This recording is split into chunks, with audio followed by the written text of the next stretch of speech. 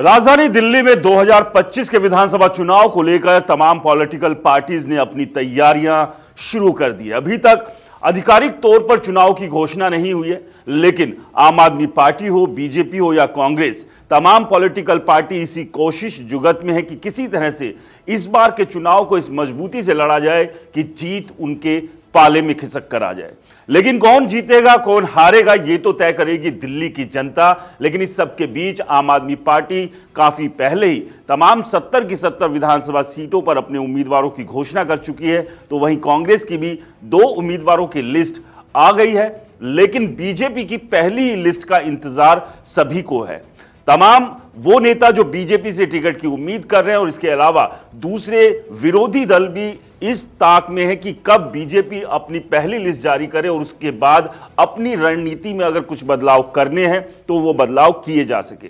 अरविंद केजरीवाल और उनकी पार्टी आम आदमी पार्टी लगातार इसी कोशिश में है कि 2025 के होने वाले विधानसभा चुनाव में किसी भी हाल में हार का मुंह ना देखना पड़े, क्योंकि अरविंद केजरीवाल इस बात को अच्छे से जानते हैं कि पिछले 3 चुनाव के मुकाबले इस बार का चुनाव बिल्कुल अलग होने वाला है। और इस बार चुनौतियां आम आदमी पार्टी के सामने भी खड़ी हुई है, जिसको आम आदमी पार्टी पूरी तरह से नजरअंदाज नहीं कर सकती है।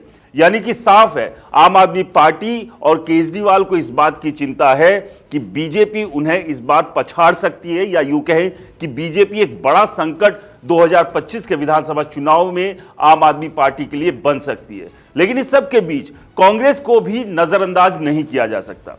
वैसे तो पिछले 3 चुनाव में लगातार कांग्रेस का ग्राफ गिरा है और स्थिति यह हो गई है कि 2015 और 2020 के चुनाव में तो कांग्रेस के हिस्से में अंडा आया था, यानी कि 0 पर कांग्रेस पार्टी दोनों बार सिमट कर रह गई। लेकिन क्या 2025 में भी कांग्रेस की यही हालत होने वाली है? कांग्रेस के नेता तो कोशिश में इसी में है कि किसी तरह से इस बार खाता खुल जाए, और अगर यह खाता खुलता है तो कांग्रेस कितनी सीटें जीत सकती है यह भी अपने आप में बड़ा सवाल है। क्योंकि अगर कांग्रेस यहां पर बढ़त बनाने में एक बार फिर से कामयाब नहीं हुई तो यह ना केवल कांग्रेस के लिए खतरे की घंटी है, बल्कि बीजेपी के खेमे में भी टेंशन होना लाजमी है। क्योंकि बीजेपी भी इस बार अपने दमखम के साथ साथ विरोधी दल यानी कि कांग्रेस की परफॉर्मेंस पर नजर गड़ाए हुए है। क्योंकि अगर कांग्रेस की परफॉर्मेंस अच्छी होती है तो इसका सीधा नुकसान आम आदमी पार्टी को होगा और फायदा बीजेपी को मिल जाएगा।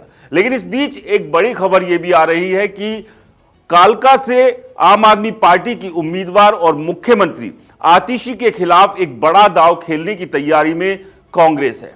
दिल्ली विधानसभा चुनाव में कालका सीट से मुख्यमंत्री और आम आदमी पार्टी की प्रत्याशी आतिशी को टक्कर देने के लिए अलका लांबा को मैदान में उतारा जा सकता है। सूत्रों के मुताबिक कांग्रेस नेतृत्व के समझाने के बाद अलका लांबा चुनाव लड़ने को तैयार हो गई है।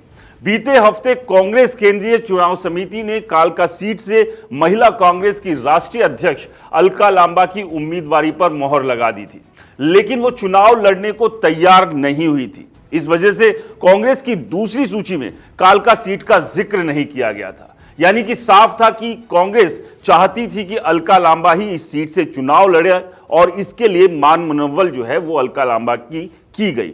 सूत्रों के मुताबिक बीते दिनों राहुल गांधी और कांग्रेस अध्यक्ष मल्लिकार्जुन खड़गे ने खुद अलका लांबा को पार्टी के फैसले को स्वीकार करने और चुनाव लड़ने के लिए समझाया, जिसके बाद वो तैयार हो गई।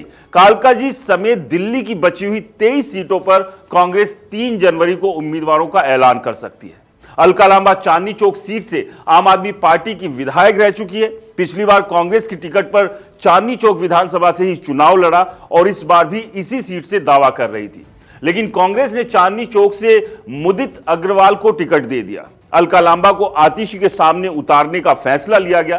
कांग्रेस दिल्ली में अपने सबसे बड़े महिला चेहरे और महिला सीएम के सामने उन्हें उतारकर आम आदमी पार्टी को सीधी चुनौती देना चाहती है। इसी रणनीति के तहत नई दिल्ली सीट से अरविंद केजरीवाल के सामने संदीप दीक्षित को उतारा गया।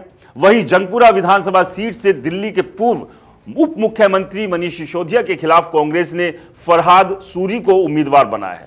जाहिर सी बात है, कांग्रेस इसी ताक में है कि आम आदमी पार्टी के जो दिग्गज नेता है उनको अगर चुनौती दी जाए तो अपने बड़े चेहरे को उनके सामने उतारना होगा। और इसी कड़ी में अलका लांबा को सूत्रों के मुताबिक जो जानकारी है, मना लिया गया है कि वो आतिशी के खिलाफ कालका जी सीट से चुनाव लड़े। आपको क्या लगता है, अगर अलका लांबा इस सीट से चुनाव लड़ती है तो किसके हिस्से जीत जाएगी, आतिशी या फिर अलका लांबा? हमें कमेंट्स कर जरूर बताएं। रिपोर्टर जी चैनल को सब्सक्राइब नहीं किया है तो चैनल को सब्सक्राइब करना ना भूलें। नमस्कार।